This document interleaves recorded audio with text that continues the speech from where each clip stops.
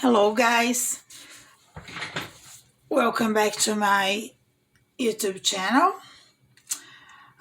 Today I thought about doing a teacup. Actually it's a sauce cup, and I already did my hand sketch. I do have a reference picture, and I'm gonna concentrate on creating this gold tones here. All those details I left out of my drawing, and I can address to them later on. So for this painting, there are several possible ways to start, and I will start probably with the background, which I'm not quite sure yet what I'm doing here.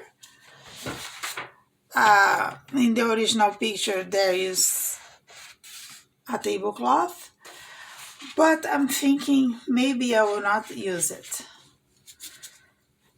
So the very first thing that I will be doing right now is to get my number 2 round brush, and I will start very gently to construct the background around the cup. For this project, I'm not thinking about using masking because it's relatively small and I should be able to go slow enough not to create any problems. So this is a mix of my black, and I'm using a small brush so I have control where the paint is going.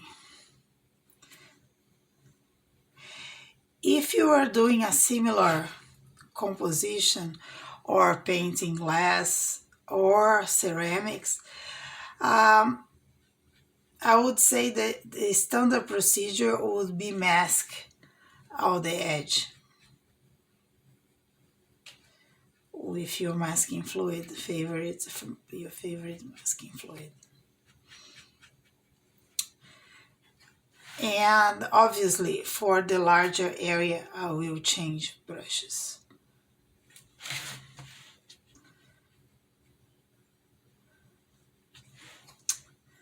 And why am I not masking?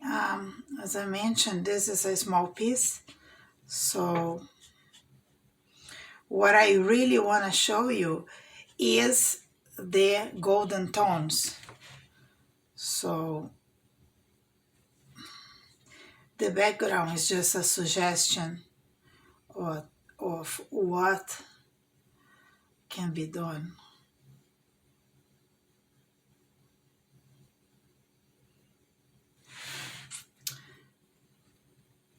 And sometimes you get silent. Don't get paint everywhere on your...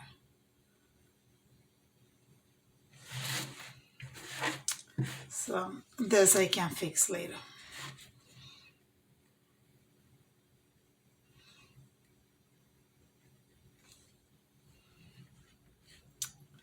And I'm a little silent here so I don't miss the outline.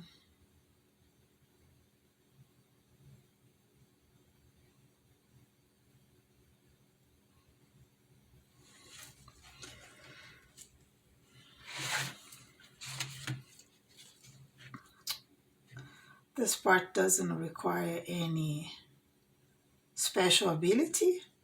You see I'm holding my brush quite near the tip.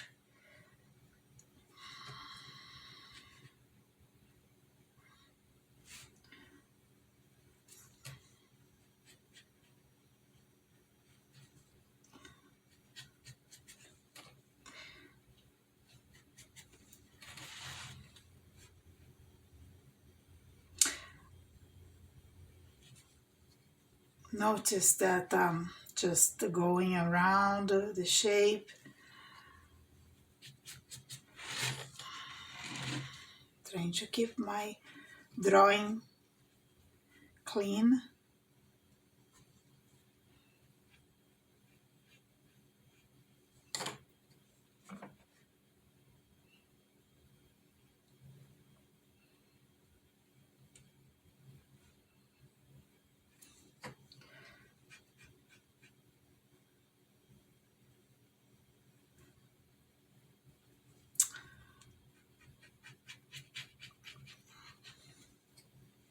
And I'm gonna leave this corner here. All right, and I'm gonna change to a brush, not a really big brush. This is a number 5, so I can go a little bit faster here.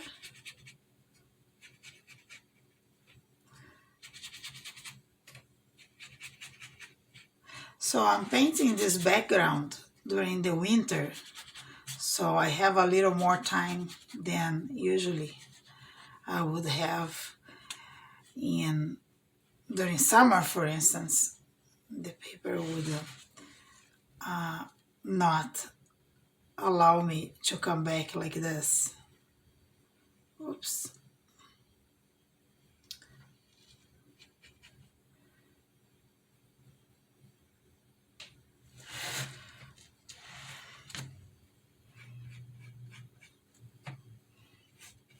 And now I'm just filling up the background.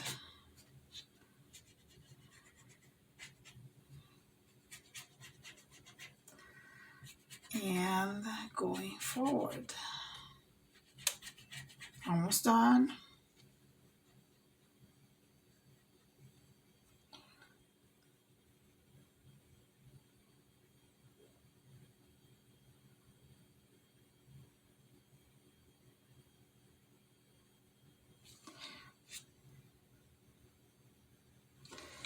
Just be very careful not to lose the outline of your drawing.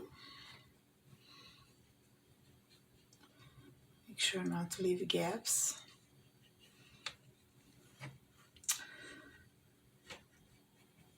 If you are painting along, you might want to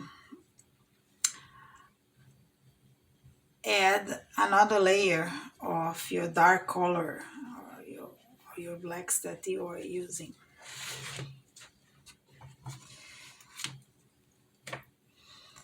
And there it is. I think it's gonna dry out nicely, at least I hope.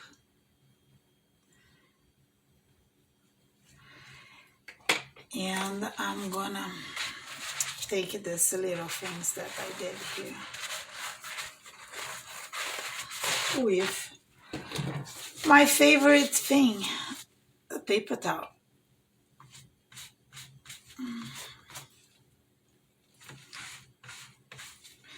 Just gently lifting off.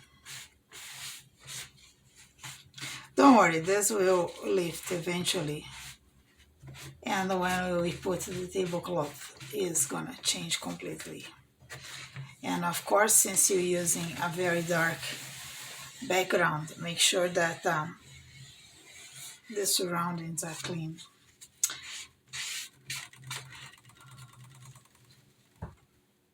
And I can now make sure that my gloves are not completely. Now I want to create this shape. You notice that, oops, this is darker.